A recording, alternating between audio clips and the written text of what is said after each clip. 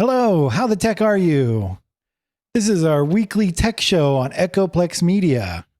And we're going to keep our wheels on, and I promise you we're not generated by AI. We're like real, actual videos going on here.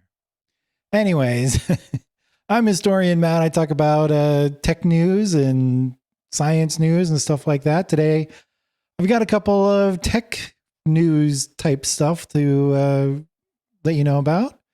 My first topic is Google's new AI generator creates HD video from text prompts. So this is the next step from AI generated images. We're going to video. Talk a little bit about that. Google's not the only one. I'll get some more info about that. And then my second topic is a quick hit. There's yet another EV recalled for possibly losing its wheels. Not really, but it's there's some stuff wrong with it. But we'll talk about that recall when I get to it. And HK is on an adventure, will not be joining us today. So Dave, why don't you let us know what you're talking about? So I just got two stories. Well, I guess two stories. Sure. Boston Dynamics is under the false impression that its robots are not going to be used for war. And then we got YouTube and Twitter are outsourcing their response to misinformation to random users and creators. So take it away with your stories. All right. So my first topic, first news topic is Google's new AI generator creates HD video from text prompts. And as I said, this is kind of the next step from AI generated images. We're going into the video land now. And this is an extension to Google's image generator, and it's called Imagen Video. So this is a text image AI generator capable of producing 1280 by 768 videos at 24 frames per second. So that should be about full HD type videos. This comes in less than a week after Meta unveiled its text to video AI called Make a Video, which is actually a pretty good name because it's pretty straightforward and easy to understand. So Meta is, of course, the parent company of Facebook. So yeah, there's starting to be a bit of a competition going on with the video generation. So the Imagen Video from Google has several capabilities. Not sure if Meta can do the same, but we'll talk about what Imagen can do. The first, it can create videos based on famous painters' style. And that's so it's painters like Van Gogh and I don't know who else. But it's too bad for the movie Loving Vincent, if you know what that one is. It was made before this advancement. But Dave, have you heard of the movie Loving Vincent? Know anything about it? Can't say that I do. It's a movie about Vincent van Gogh. And it's animated, but they did it instead of like doing computer animation. They just hired a bunch of painters to paint in the style of Vincent van Gogh and took pictures of their paintings and created the video, the whole movie. Very innovative, interesting, took a long time. I heard about it because they were looking for painters, and of course I paint, but I don't paint in Vincent van Gogh's style. So and I got paid a lot more working for Google at the time anyways. But it was interesting. I don't think I've seen clips from it, but I haven't actually seen the actual video. Check it out. But I'm sure if this video creating AI was around, it would have been a lot easier to make. Just put in the text and let the AI make it. Anyways, besides videos based on famous painter style, they can also generate 3D rotating objects.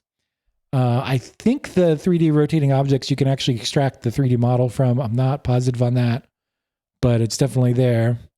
And you can also produce video in a variety of animation styles. So the overall process that Imagen Video uses is basically it just takes the initial text and translate it into a low resolution video. It's like 16 frames at 24 by 48 pixels. That's very low number of pixels and only like 3 frames a second. It starts with that very not very good video and progressively upscales the video to higher resolution and frame rates. And eventually it can output a 5.3 second video at the resolution, the HD resolution I mentioned earlier. Now, we're probably not going to hear about or not going to have access to this image and video generator anytime soon. The training data used is, I don't know if this is even pronounceable, but it's Laion 400M, LAION-400M, which is an image text data set, includes 14 million video text pairs and 60 million image text pairs. Problem is it contains problematic data, and that problematic data includes sexually explicit and violent content, and the output from the image and video could include sexually explicit or violent content because of it. So we're not expected to see Google release it anytime soon until they can be sure that it's not going to be releasing that kind of content. So that's all I got on that topic. Got any questions or comments? I welcome my AI porn overlords. Yeah, I feel like it probably had a bunch of furry porn in there. Yeah, I don't know what, I don't know if why there would be a problem with that if like it was like labeled, hey, this is, for use by adults only at this time. Yeah. You may expect, you may not expect, but you should expect some possibly violent or pornographic content, even if your query does not seem to imply that. I think it'd be fine to release it as long as people like knew that and there's like proper disclaimers and stuff. Yeah, it's Google. They're kind of weird about that stuff because sometimes they let it through but if it's like something that they make, they want it to be basically be Disneyland, right? Completely sanitized. Yeah. Have you seen any videos from this thing? I've seen stills from it. I don't think I saw a video from it yet. I mean, we just showed a still, right? We showed the teddy bear washing dishes image from it. We actually showed the second still in the article too. Yeah. Oh, okay. I didn't see you scroll down, but yeah, I don't think I've actually seen the video. Have you? No, I haven't seen video from it. I'm curious. I might take a look after the show. Yeah, probably look it up. Okay, that's all I got for that one. So my second topic is a short one. It is another EV recalled for possibly losing its wheels. Not really. This one's Rivian. So Rivian issued a recall on 12,000 of its EVs. It's pretty much all of the EVs that were put out last year. It affects model year 2022, the R1T trucks, the R1S SUVs, and some EDV delivery vans. So basically their trucks or vans and some of their trucks, their SUVs, and some of their delivery vans.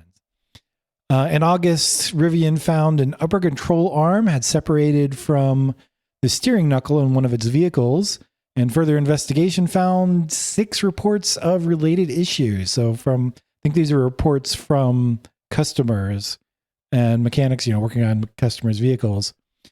And according to the recall, Rivian can't confirm that 2 suspension components had been properly torqued, as it says in the article. So this could throw off the alignment and possibly separate the joint. Probably won't lose a wheel with this, from what I can tell, but it is not good if it does separate. But I thought it was funny since we had the other news about or was it Toyota's EVs losing their wheels, possibly. Anyways, Rivian will inspect every vehicle in the recall and properly torque any vehicles that need it. So this is Rivian, who makes trucks that are actually usable, EV trucks that are actually usable. But what do you think, Dave? I don't know. This is just kind of, these companies are going to deal with this stuff because they're not like legacy auto manufacturers. They may have good electric technology or whatever, but you still have to make a safe car. And and this is like, even legacy automakers have recalls like this about the same rate. You kind of expect it. Unfortunately, it's not like Tesla's recalls where they can so often just not even do a recall. They can just, update some software and fix it. This is actual physical fix to the car or the trucks. So they actually have to bring it in, but yeah, hopefully it won't hurt them too badly because they're one of the only other EV companies out there that are making good products that people seem to want to buy in large numbers.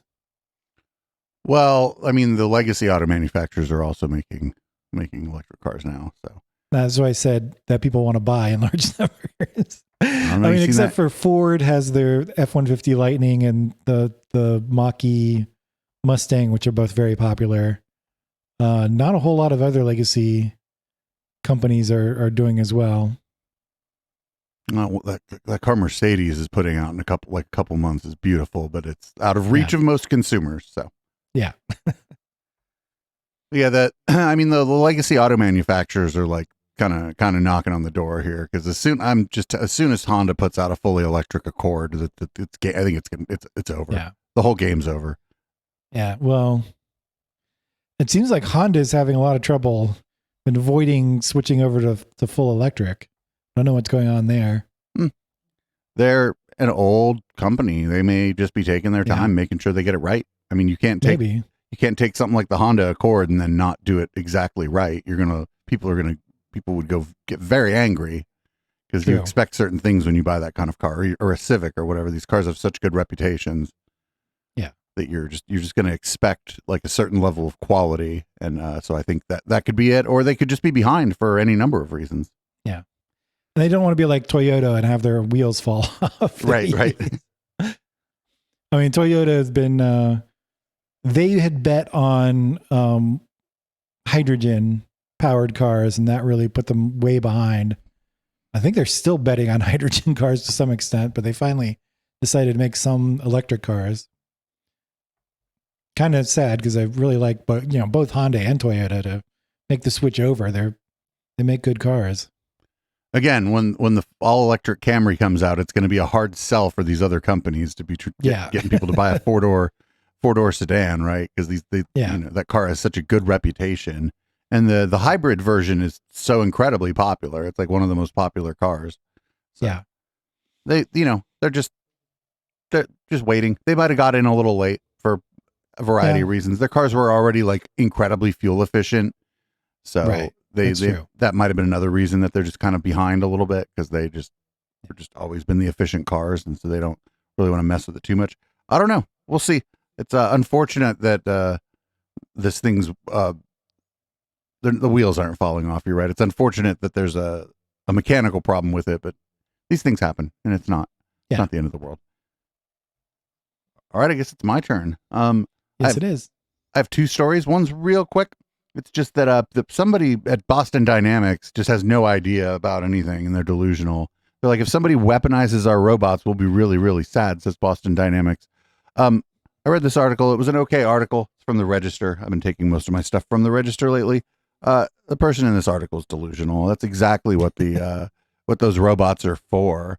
I mean, what else? Like when I saw the robot, when I see the demonstrations, I like assume there's guns on the robots. Like, what are they talking about? I mean, Matt, what do you think when you've seen the Boston Dynamics robots demonstrations? Do you have a hard time imagining weapons on them? No, I thought there was even one where they had it like they had a fake weapon, but it was holding a gun or something in one of the demonstrations. Also, don't they get a lot of their funding from the military? Oh no. Pretty sure they do. This is called delusional. Yeah. Now I know like I'm pretty sure they get funding from the military, but some of that funding is not to like make a weaponized robot, but one that would carry stuff where, a human would be hard pressed to carry stuff for long distances, so they had that like mule thing that was basically like a robot dog that could carry a bunch of stuff. Yeah. I just think they're crazy. Whoever thinks that they're not going to be turned into weapons immediately once they're able to be mass produced is out of their mind. Yeah. Okay. Up next, we got, Twitter and YouTube are kind of outsourcing their content moderation to their users and to creators. Twitter has something called Birdwatch. just allows like users to kind of deal with misinformation and problematic content on the platform, and that COVID misinformation is the most common type of misinformation, with vaccine misinformation coming in at 3. I'd suggest that maybe the vaccine misinformation is often a subset of the COVID misinformation. Instead of just kicking off the main purveyors of this misinformation, Twitter just seems to think it's better for users to flag things and then Twitter to put like a little disputed information thing, a little disputed information tag under the post, so that people know that the birdwatch people, the bird watchers, have decided this might be a problem. Yeah. What do you think, Matt? You think that's a good way to deal with misinformation on Twitter?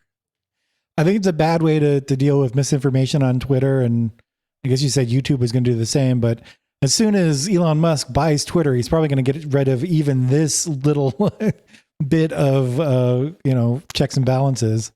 Oh, we'll have to see, because he said he said the deal was on, but a lot of people think he just said the deal was back on because he doesn't want to be depositioned and he doesn't want any more of his text getting out there. But he sort of lost some of his backing to buy Twitter. Right. So there's a bit of a problem there. But yeah, I don't think he would be too terribly interested in, he's not terribly interested in misinformation and stopping its spread. That's for sure. Yeah. I mean, it sounded like he wanted to buy Twitter specifically to remove any moderation whatsoever, just total free for all. But now he's having a lot of second thoughts. He's going to overpay for it. And Tesla's losing a lot of money, or losing a lot of value in their stock.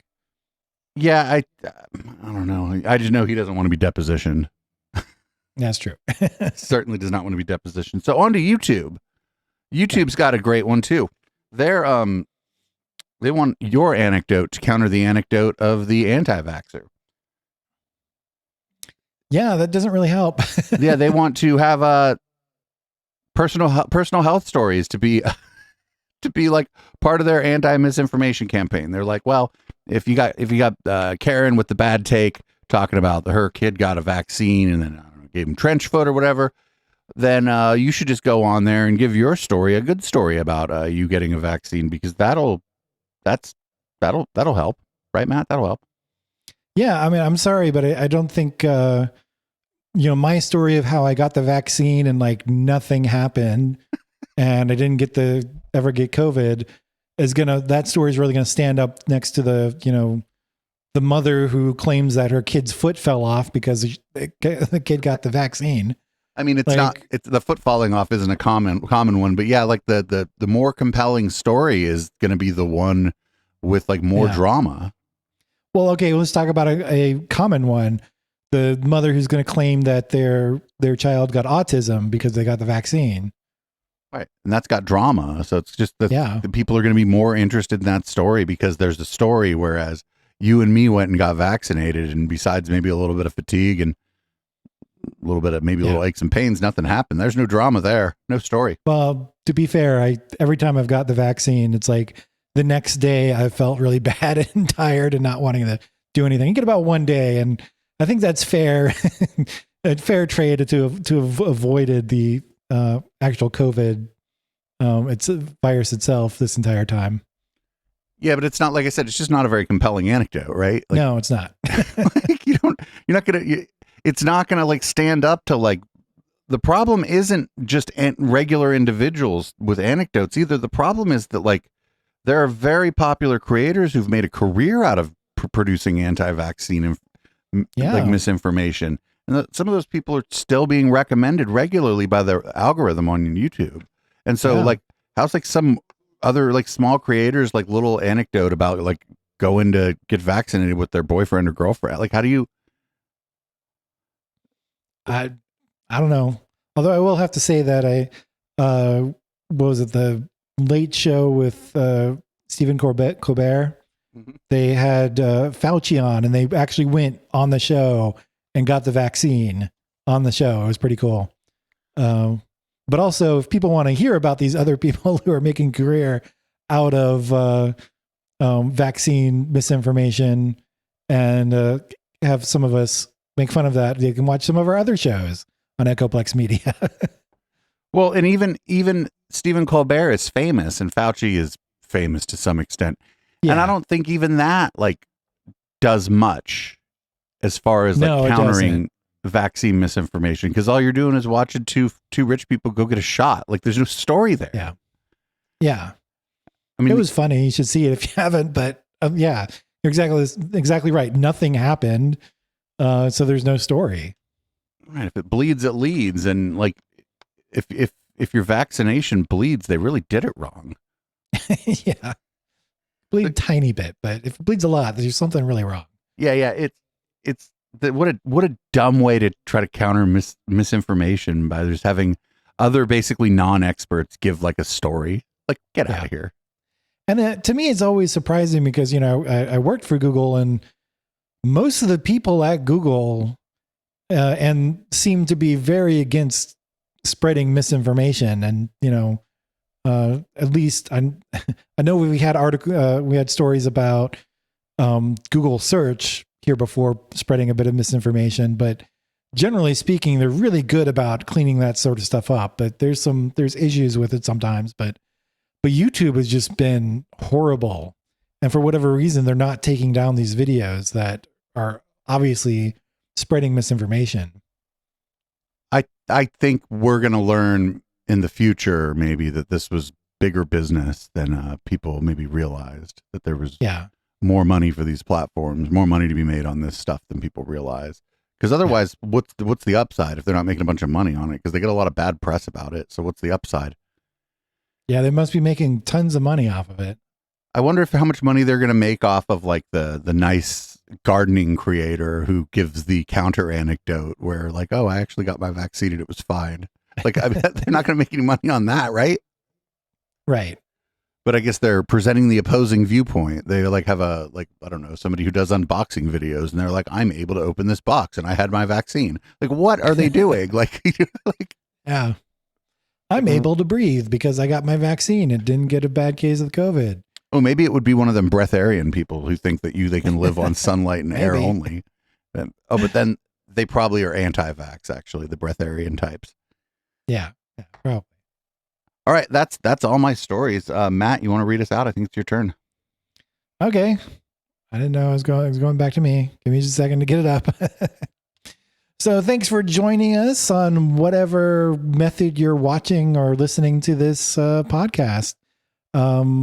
If you're watching on YouTube, go ahead and give us a like, and don't forget to subscribe. Maybe leave a comment.